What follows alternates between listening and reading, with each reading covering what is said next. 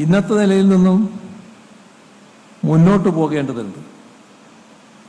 അതിന് ഒട്ടേറെ പരിമിതികളുണ്ട്. വിഭവത്തിൻ്റെ കാര്യത്തിൽ, അധികാരത്തിൻ്റെ കാര്യത്തിൽ എല്ലാം പരിമിതികൾ നിലനിൽക്കുകയാണ്. ഇത് ക്രിയാത്മകമായി മുറിച്ച് കടക്കണം. എങ്കിലേ രാജ്യത്തിൻ്റെ ഫെഡറൽ സാമ്പത്തിക ബന്ധങ്ങളെ കാലോചിതമായി സംസ്ഥാനങ്ങൾക്ക് സഹായകമാം വിധം അഴിച്ചുപണിയലുണ്ടാകും. ഇതിന് ദേശീയ തലത്തിൽ തന്നെ അഭിപ്രായ സമന്വയം ഉണ്ടാകൽ പ്രധാനമാണ്. അതിനാവശ്യമായ മുൻകൈ എടുക്കാൻ നാം ശ്രമിക്കുകയാണ്. കേരളത്തിൻ്റെ തൊഴിൽ രംഗത്തെ ഒരു പ്രത്യേകത ലോക്കൗട്ടോ ലേ ഓഫോ ഒന്നുമില്ലാത്ത ഒരു സംസ്ഥാനമെന്ന നിലയിൽ നാം മുന്നോട്ട് പോകുന്നു എന്നുള്ളതാണ്. തൊഴിൽ ദിന നഷ്ടം ഏറ്റവും കുറവുള്ള സംസ്ഥാനം കേരളമാണ്. പക്ഷേ അതല്ല പുറത്തുണ്ടാകുന്ന പ്രതീതി.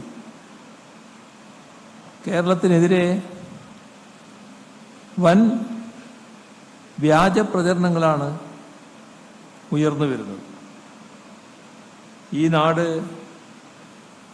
വ്യവസായ സൗഹൃദമല്ല, തൊഴിൽ സൗഹൃദമല്ല, മലയാളി നാടിന് പുറത്തു പോയാലേ ജോലി ചെയ്യൂ, ഇങ്ങനെയെല്ലാമുള്ള കാര്യങ്ങളാണ് ബോധപൂർവം തന്നെ പ്രചരിപ്പിക്കുന്നത്. ഇത് കേരളത്തിലേക്ക് വരാൻ താല്പര്യമുള്ള വ്യവസായങ്ങളെ തടയാനുള്ള ഒരു തന്ത്രം കൂടിയാണ് എന്നത് നാം തിരിച്ചറിയണം. ഏതായാലും കേരളം വ്യവസായ സൗഹൃദമാണെന്ന് തെളിയിക്കാനും അത്തരത്തിലുള്ള ഒരു പൊതുബോധം ദേശീയ തലത്തിൽ തന്നെ സൃഷ്ടിക്കാനും കേരളത്തിന് ഇപ്പോൾ വലിയ തോതിൽ കഴിഞ്ഞിരിക്കുന്നു. എന്നാലും നേരത്തെ പറഞ്ഞ പ്രചരണം ചില ഘട്ടങ്ങളിലൊക്കെ കാണാൻ കഴിയും. ഈ വഴിക്കുള്ള തുടർ ശ്രമങ്ങൾ നാം നടത്തേണ്ടതായിട്ടുണ്ട്.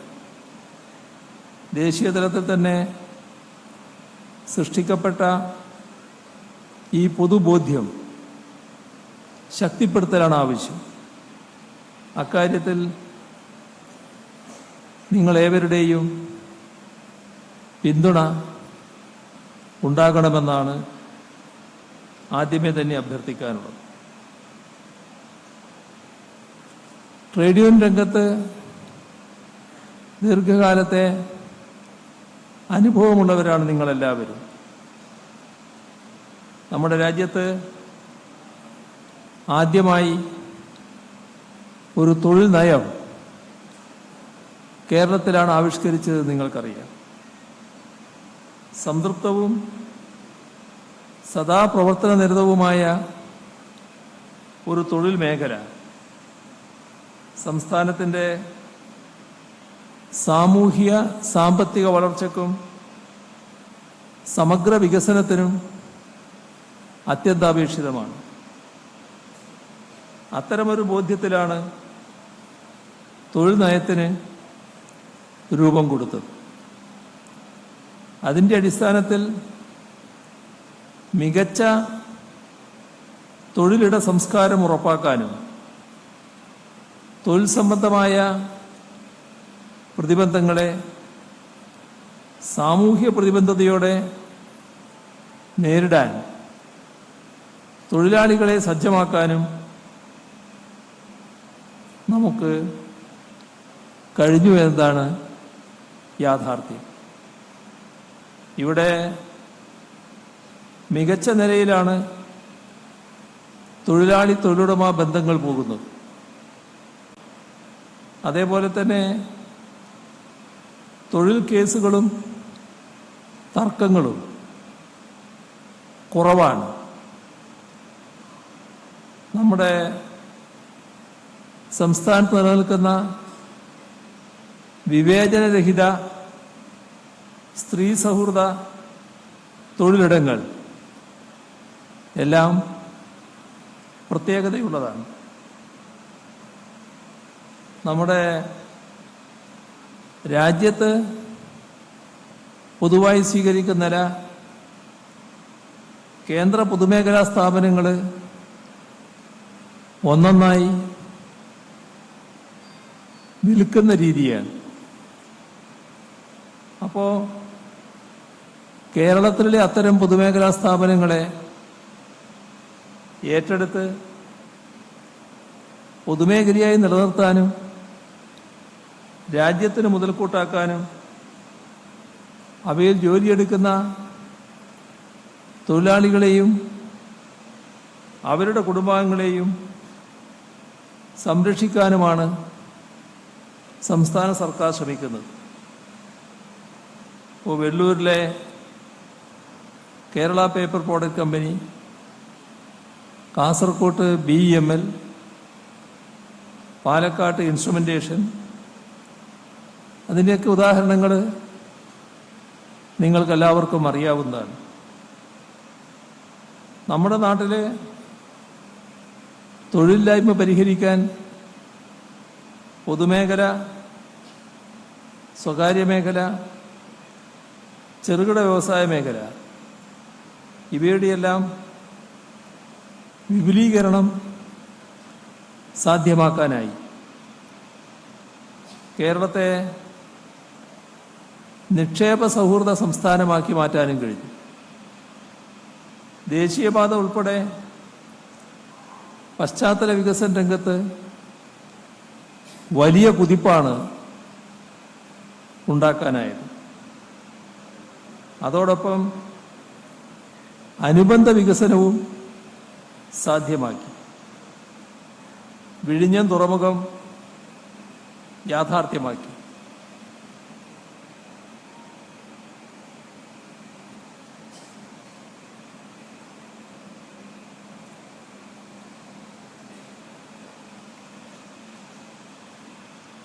വിഴിഞ്ഞം യാഥാർത്ഥ്യമാകുന്നതോടെ കേരളത്തിൽ നിന്നുള്ള ചരക്ക് വ്യാപാരം വിപുലപ്പെടുകയും വലിയ തൊഴിലവസരങ്ങൾ സൃഷ്ടിക്കപ്പെടുകയും ചെയ്യും. ഈ നിലയിൽ നമ്മുടെ തൊഴിൽ മേഖലയെ പരിപോഷിപ്പിക്കാനാണ് സർക്കാർ ശ്രമിക്കുന്നത്. നമ്മുടെ നാട്ടിലെ അഭ്യസ്ത വിദ്യരുടെ കഴിവുകൾ നാടിൻ്റെ അഭിവൃദ്ധിക്കായി മൂല്യവർദ്ധിത മേഖലയിൽ ഉപയോഗപ്പെടുത്തുക എന്ന ഉദ്ദേശത്തോടെയാണ് നോളജ് ബേസ്ഡ് ഡെവലപ്മെൻറ്റ് മിഷൻ ആരംഭിച്ചത്. എഞ്ചിനീയർമാർക്കും മറ്റ് സാങ്കേതിക വിദഗ്ധർക്കും അനിവാര്യമായ തൊഴിലിടം സൃഷ്ടിക്കാൻ ഈ പദ്ധതി ഉപയോഗപ്പെടും. കേരളത്തിൽ വളർന്നുവരുന്ന നൂതന സംരംഭക സ്ഥാപനങ്ങളും വൻതോതിൽ തൊഴിലവസരങ്ങൾ സൃഷ്ടിക്കുന്നുണ്ട്. കേരളത്തിൻ്റെ വ്യവസായ മേഖലയിൽ പ്രധാനപ്പെട്ട മാറ്റങ്ങൾ സംഭവിച്ചുകൊണ്ടിരിക്കുകയാണ്. നമ്മുടെ യുവാക്കളെ തൊഴിലന്വേഷകർ എന്നതിലുപരി തൊഴിൽ ദാതാക്കളും സംരംഭകരുമാക്കി മാറ്റാനുള്ള നടപടികളുമായാണ് സർക്കാർ മുന്നോട്ട് പോകുന്നത്. ആശയങ്ങളെ ഉൽപ്പന്നങ്ങളാക്കി പരിവർത്തിപ്പിക്കാൻ യുവാക്കൾക്ക് പിന്തുണ നൽകുന്ന സ്റ്റാർട്ടപ്പ് നയമാണ് സർക്കാരിനുള്ളത്. 2016 300 സ്റ്റാർട്ടപ്പുകളാണ് സംസ്ഥാനത്തുണ്ടായിരുന്നത്. ഇപ്പോൾ 300 അല്ല, 5000 കടന്നിരിക്കുകയാണ്. വെഞ്ചർ ക്യാപിറ്റൽ ഫണ്ടിങ്ങിലൂടെ കേരളത്തിൻ്റെ സ്റ്റാർട്ടപ്പ് മേഖലയിൽ 5500 കോടി രൂപയുടെ നിക്ഷേപം സമാഹരിക്കാൻ നമുക്ക് കഴിഞ്ഞു. ഈ മേഖലയിൽ 50,000 തൊഴിലവസരങ്ങൾ സൃഷ്ടിക്കാനും നമുക്ക് കഴിഞ്ഞിരിക്കുന്നു. സംസ്ഥാനത്തെ 778 സ്റ്റാർട്ടപ്പുകൾക്കായി 35 കോടി രൂപ വിതരണം ചെയ്തിട്ടുമുണ്ട്. സംസ്ഥാനത്താകെ MSME-കളെ പ്രോത്സാഹിപ്പിക്കുന്നതും സ്വകാര്യ വ്യവസായ പാർക്കുകൾക്ക് അനുമതി നൽകുന്നതുമെല്ലാം ഇതിൻ്റെ ഭാഗമായാണ്. സംസ്ഥാനത്ത് 16 വ്യവസായ പാർക്കുകൾക്ക് ഇതിനകം പെർമിറ്റ് അനുവദിച്ചിട്ടുണ്ട്. 8 എണ്ണം നിലവിൽ സർക്കാരിൻ്റെ പരിഗണനയിലുമാണ്. ഇത്തരം പാർക്കുകളിലെ അടിസ്ഥാന സൗകര്യങ്ങൾ ഒരുക്കുന്നതിനായി 3 കോടി രൂപ വരെ സബ്സിഡിയായി സംസ്ഥാന സർക്കാർ നൽകുന്നുണ്ട്. അടുത്ത വർഷം 25 സ്വകാര്യ വ്യവസായ പാർക്കുകൾക്ക് അനുമതി നൽകാൻ കഴിയുമെന്നാണ് നാം പ്രതീക്ഷിക്കുന്നത്. കഴിഞ്ഞ 5 വർഷത്തിനുള്ളിൽ കേരളത്തിൽ ഏകദേശം 92,000 കോടി രൂപയുടെ നിക്ഷേപം വന്നതായാണ് MSME എക്സ്പോർട്ട് പ്രൊമോഷൻ കൗൺസിലിൻ്റെ റിപ്പോർട്ട് പറയുന്നത്. അതിൽ 33,815 കോടി രൂപയുടെ പദ്ധതികൾ പൂർത്തിയാക്കുകയും 5 ലക്ഷത്തോളം തൊഴിലവസരങ്ങൾ സൃഷ്ടിക്കുകയും ചെയ്തിട്ടുണ്ട്. മുടങ്ങിക്കിടന്ന 12,240 കോടി രൂപയുടെ പദ്ധതികൾ പുനരുജ്ജീവിപ്പിച്ചിട്ടുണ്ട്. കഴിഞ്ഞ സാമ്പത്തിക വർഷം കേരളം 17.3% വ്യാവസായിക വളർച്ച കൈവരിച്ചതായും ഈ റിപ്പോർട്ട് പറയുന്നുണ്ട്. നിങ്ങൾക്കറിയാവുന്ന കാര്യമാണ്, കഴിഞ്ഞ സംരംഭക വർഷം പദ്ധതിയുടെ ഭാഗമായി കഴിഞ്ഞ സാമ്പത്തിക വർഷം 1,39,000 സംരംഭങ്ങൾ ആരംഭിക്കാൻ നമുക്കായി. 8,500 കോടി രൂപയുടെ നിക്ഷേപമാണ് അതിലൂടെ ആകർഷിച്ചത്. 3 ലക്ഷം തൊഴിലവസരങ്ങൾ സൃഷ്ടിക്കാനും കഴിഞ്ഞു. ഈ സർക്കാർ അധികാരത്തിൽ വന്ന ശേഷം, അതായത് 2021 ശേഷം, സൂക്ഷ്മ ഇടത്തരം വ്യവസായങ്ങളുടെ മേഖലയിൽ മാത്രം നമ്മുടെ കേരളത്തിൽ 2,35,000-ഓളം സംരംഭങ്ങൾ ആരംഭിച്ചിട്ടുണ്ട്. എല്ലാം കൂടി എടുത്താൽ അതുവഴി 15,000 കോടി രൂപയുടെ നിക്ഷേപവും 5 ലക്ഷത്തിലധികം തൊഴിലവസരങ്ങളും സൃഷ്ടിക്കപ്പെട്ടിട്ടുണ്ട്. സംരംഭക വർഷം പദ്ധതിയുടെ തുടർച്ചയായി മിഷൻ 1000 എന്നൊരു പദ്ധതിയും ആവിഷ്കരിച്ചിട്ടുണ്ട്. അതിൽ 1000 MSME-കളെ ഈ കൂട്ടത്തിൽ തിരഞ്ഞെടുക്കുകയാണ്. 4 വർഷത്തിനുള്ളിൽ 1 ലക്ഷം കോടി വിറ്റുവരവുള്ള സംരംഭങ്ങളാക്കി മാറ്റി തീർക്കാനാണ് ഉദ്ദേശിക്കുന്നത്. 552 അപേക്ഷകൾ ലഭിച്ചു കഴിഞ്ഞു. അതിൽ 88 എണ്ണത്തിൻ്റെ പരിശോധന പൂർത്തിയായി പദ്ധതിയിൽ ഉൾപ്പെടുത്തി കഴിഞ്ഞു. അസംഘടിതരും പാർശ്വവൽക്കരിക്കപ്പെട്ടവരുമായ തൊഴിലാളികളെയും തൊഴിൽ മേഖലകളെയും മുഖ്യധാരയുടെ ഭാഗമാക്കുന്നതിനായി ശ്രദ്ധേയമായ ഇടപെടലുകളാണ് തൊഴിലും നൈപുണ്യവും വകുപ്പ് നടത്തിവരുന്നത്. അവയിലേറെയും രാജ്യത്തിന് തന്നെ മാതൃകാപരമായ പദ്ധതികളാണ്. എല്ലാം വിശദീകരിക്കൽ പ്രായോഗികമല്ല. പ്രധാനപ്പെട്ട ചിലത്: രാജ്യത്ത് ഏറ്റവും കൂടുതൽ വേതനം ലഭിക്കുന്നതും ഏറ്റവും കൂടുതൽ തൊഴിൽ മേഖലകളിൽ മിനിമം വേതനം പ്രഖ്യാപിച്ചതുമായ സംസ്ഥാനം കേരളമാണ്. പ്രതിദിനം ശരാശരി 837 രൂപ 30 പൈസ ലഭിക്കുന്ന കേരളത്തിലെ തൊഴിലാളികൾക്കാണ് നിർമ്മാണ മേഖലയിൽ ഏറ്റവും കൂടുതൽ കൂലി ലഭിക്കുന്നതെന്ന് റിസർവ് ബാങ്കിൻ്റെയും കേന്ദ്ര സർക്കാരിൻ്റെയും കണക്കുകൾ വ്യക്തമാക്കുന്നു. കാർഷികേതര നിർമ്മാണ മേഖലകളിൽ ദേശീയ ശരാശരിയേക്കാൾ ഇരട്ടിയിലധികം കൂലിയാണ് കേരളത്തിലെ തൊഴിലാളിക്ക് പ്രതിദിനം ലഭിക്കുന്നത്.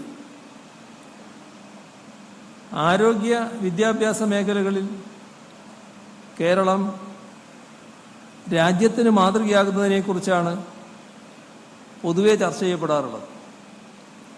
എന്നാൽ തൊഴിൽ മേഖലയിലും കേരളം രാജ്യത്തിന് മാതൃകയാണ്. തൊഴിൽ നയത്തിൻ്റെ കാര്യം നേരത്തെ സൂചിപ്പിച്ചു.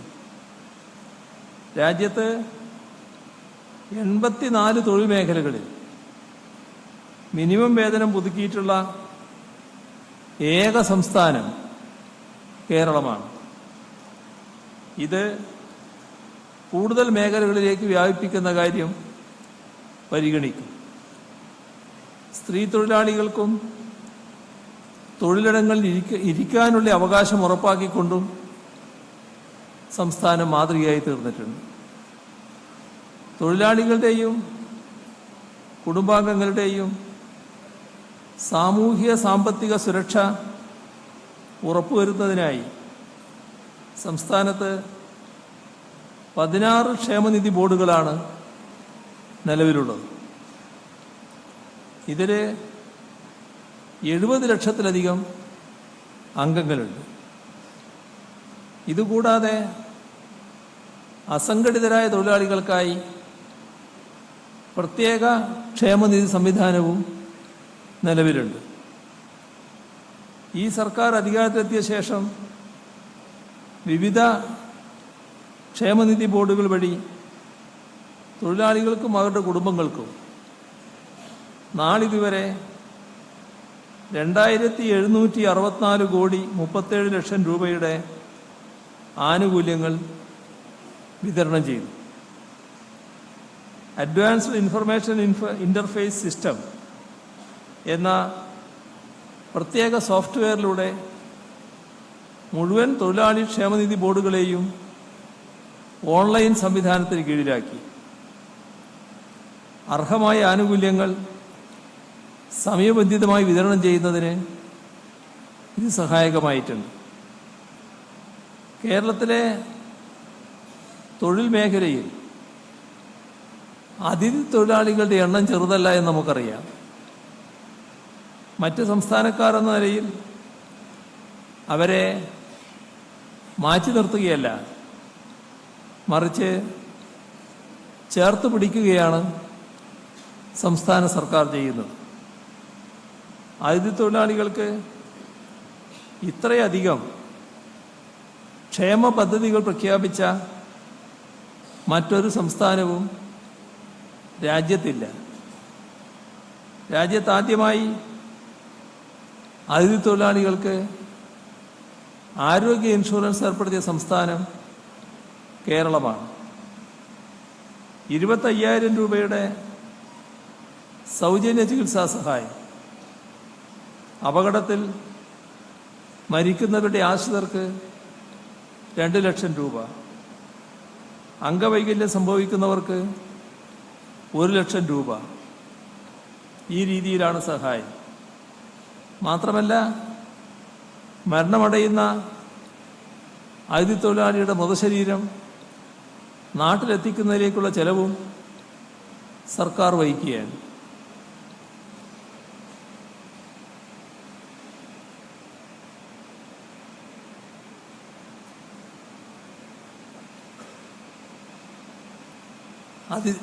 അതിഥി തൊഴിലാളികൾക്ക് ആവശ്യമായ സഹായങ്ങൾ നൽകുന്നതിനായി എല്ലാ ജില്ലകളിലും ശ്രമിക് ബന്ധു ഫെസിലിറ്റേഷൻ സെൻ്ററുകൾ, താമസത്തിനായി അപ്നാഗർ ഫ്ലാറ്റുകൾ, ഹോസ്റ്റലുകൾ, സുരക്ഷിത പാർപ്പിട സൗകര്യം അന്വേഷിക്കുന്നവർക്ക് ആശ്രയിക്കാവുന്ന തരത്തിൽ ആലയ സോഫ്റ്റ്വെയർ, രജിസ്ട്രേഷനായി അതിഥി ആപ്പ്, അതിഥി പോർട്ടൽ, ഇങ്ങനെയുള്ള നിരവധി പദ്ധതികളും ആവിഷ്കരിച്ചിട്ടുണ്ട്.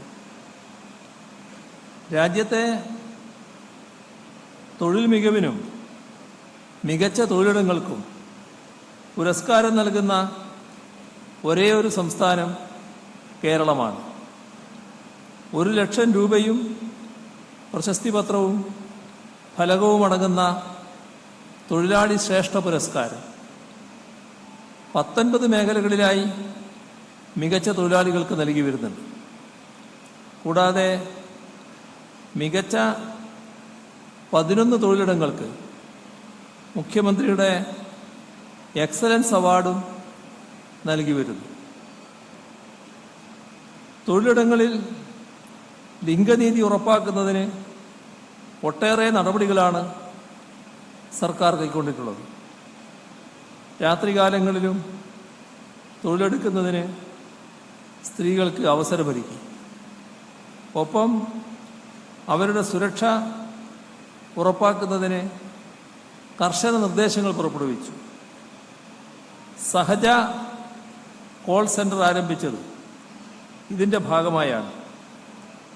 നഗരങ്ങളിലെ സ്ത്രീ തൊഴിലാളികൾക്ക് സുരക്ഷിതമായ താമസ സൗകര്യം ഉറപ്പാക്കുന്നതിന് സ്റ്റുഡിയോ അപ്പാർട്ട്മെൻറ്റ്സ് പദ്ധതി നടപ്പാക്കി. ഇതിനായി മേനംകുളം കിൻഫ്ര ഇൻ്റർനാഷണൽ അപ്പാരൽ പാർക്കിനുള്ളിൽ ഭൂമി പാട്ടത്തിനെടുത്തു. 272 ചതുരശ്രടി വിസ്തീർണത്തിൽ 130 അപ്പാർട്ട്മെൻറ്റുകളാണ് ഇവിടെ നിർമ്മിക്കുന്നത്. കൂടുതൽ സ്ത്രീകൾ ജോലി ചെയ്യുന്നതും അസംഘടിതവുമായ ഗാർഹിക മേഖലയിലെ തൊഴിലാളികൾക്ക് അസംഘടിത തൊഴിലാളി ക്ഷേമനിധി ബോർഡിൽ അംഗത്വം നൽകി. വിവിധ ആനുകൂല്യങ്ങൾക്ക് പുറമെ മറ്റു പെൻഷനുകളില്ലെങ്കിൽ ക്ഷേമ പെൻഷനും 10,000 രൂപ വരെ ചികിത്സാ സഹായവും ഗാർഹിക തൊഴിലാളികൾക്ക് ലഭിക്കും. നിരവധി തൊഴിലാളികളാണ് കേരളത്തിൻ്റെ ട്രാൻസ്പോർട്ട് മേഖലയിൽ പ്രവർത്തിക്കുന്നത്. അതിൽ തന്നെ സവിശേഷ പ്രാധാന്യമർഹിക്കുന്നതാണ് KSRTC. 2011-16 കാലയളവിൽ 1463 കോടി 86 ലക്ഷം രൂപയാണ് KSRTCക്ക് സംസ്ഥാന സർക്കാർ അനുവദിച്ചിരുന്നത്. എന്നാൽ 2016 മുതൽക്ക് ഇങ്ങോട്ട് ഇതേവരെയുള്ള കാലമെടുത്താൽ സംസ്ഥാന സർക്കാർ 9,920 കോടി 5 ലക്ഷം രൂപ KSRTCക്ക് അനുവദിച്ചിട്ടുണ്ട്. ബജറ്റിൽ നിന്നും ബജറ്റേതര മാർഗങ്ങളിലൂടെയും സംസ്ഥാന സർക്കാർ KSRTCയെ സഹായിക്കാറുണ്ട്. ഈ വർഷം സംസ്ഥാന ബജറ്റിൽ തന്നെ KSRTCയുടെ വിവിധ പ്രവർത്തനങ്ങൾക്കായി 128,54,00,000 രൂപയും പരിസ്ഥിതി സൗഹൃദ BSR നിലവാരത്തിലുള്ള ബസ്സുകൾ വാങ്ങാനായി 92 കോടി രൂപയും വകയിരുത്തിയിട്ടുണ്ട്. സംസ്ഥാന സർക്കാർ KSRTCയെ ഏത് രീതിയിൽ സഹായിക്കുന്നുവെന്നും അതിൻ്റെ പുനരുദ്ധാരണത്തിന് എത്രത്തോളം പ്രതിജ്ഞാബദ്ധമാണ് സർക്കാരെന്നും തെളിയിക്കുന്നതാണ് ഈ കണക്കുകൾ. നമ്മുടെ പരമ്പരാഗത മേഖലയുടെ കാര്യമെടുത്താലും ഈ പ്രതിബദ്ധത വ്യക്തമാണ്. കൈത്തറി മേഖലകളിലുള്ളവർക്ക് ആശ്വാസം പകരും വിധമാണ് സ്കൂൾ വിദ്യാർത്ഥികൾക്ക് യൂണിഫോമുകൾ ലഭ്യമാക്കുന്നത്.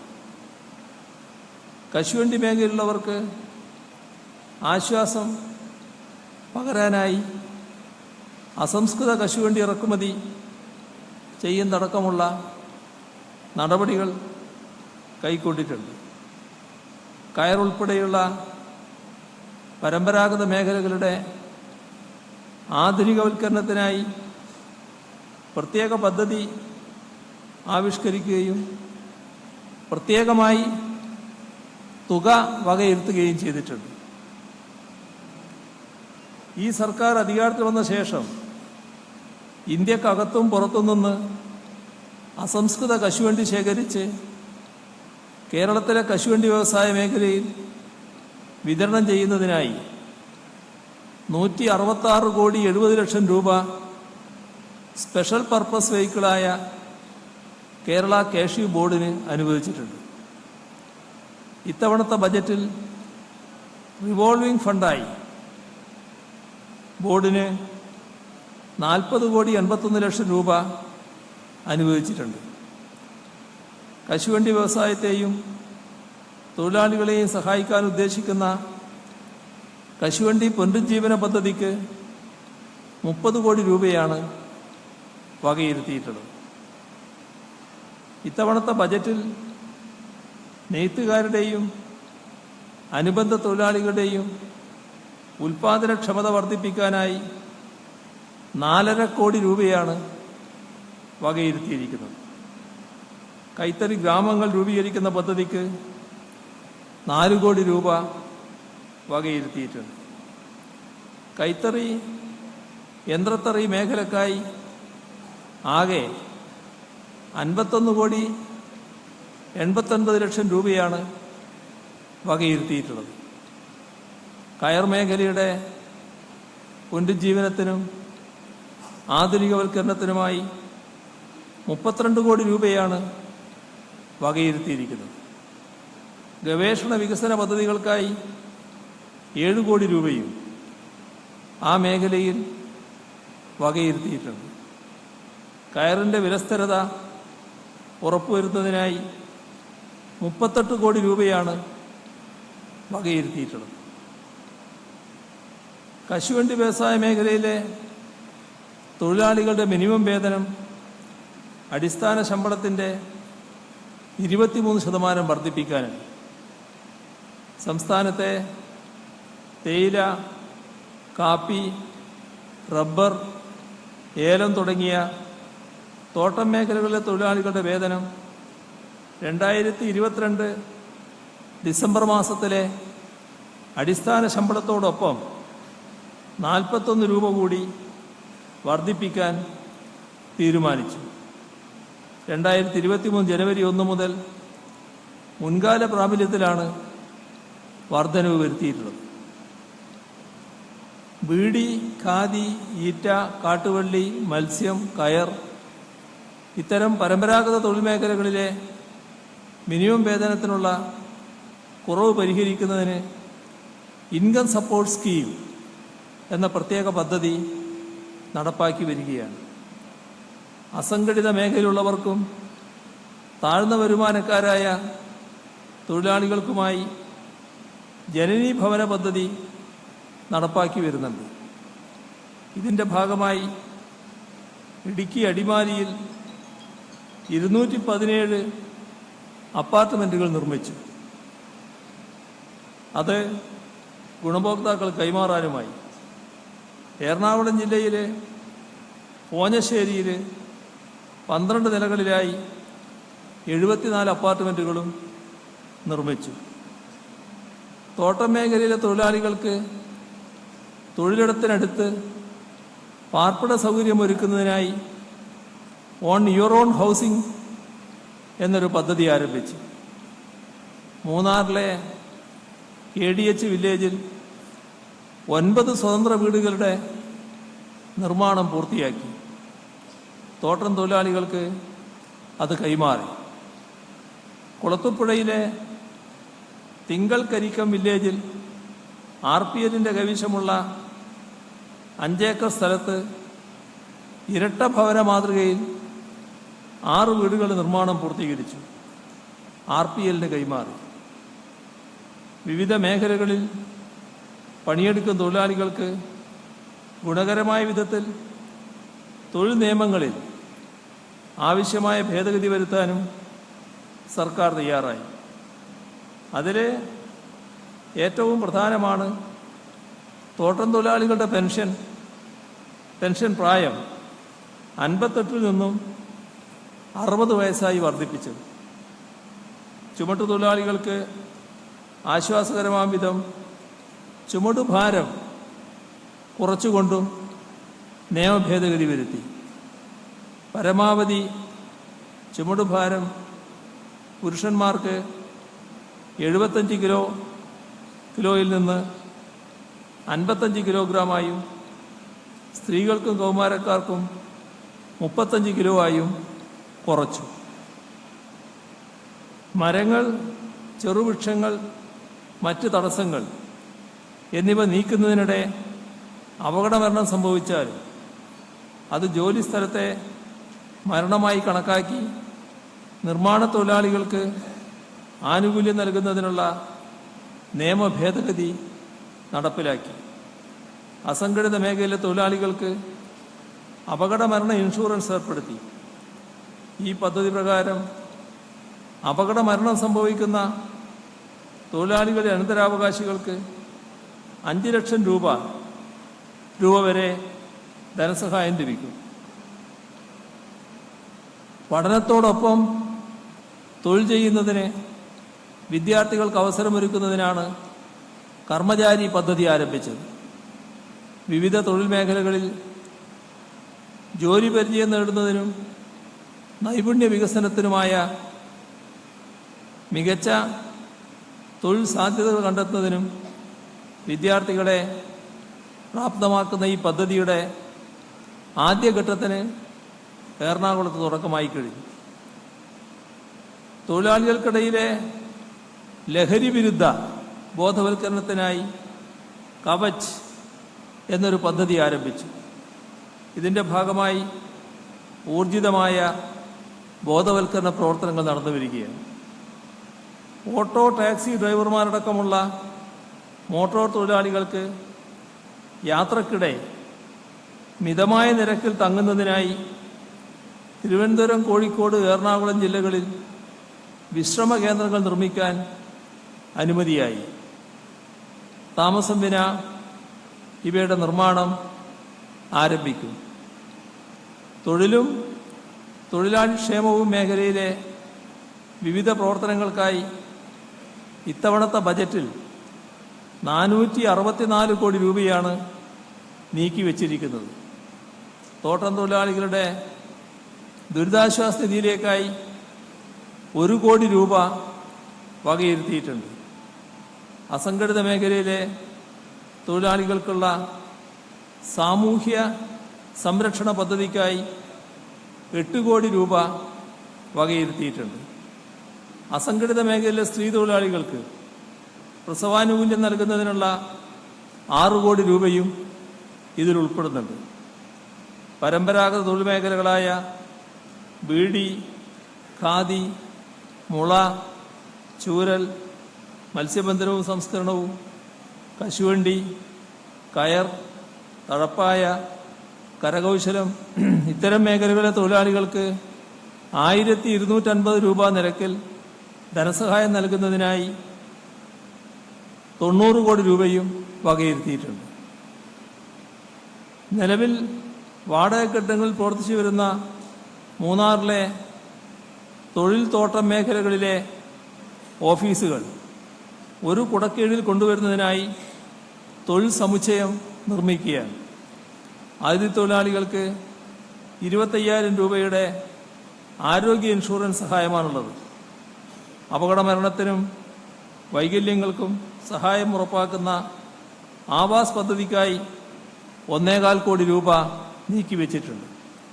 Kerala academy for skill and എക്സലൻസിൻ്റെ വിവിധ കർമ്മ പദ്ധതികൾക്കായി 33 കോടി രൂപ വകയിരുത്തിയിട്ടുണ്ട്.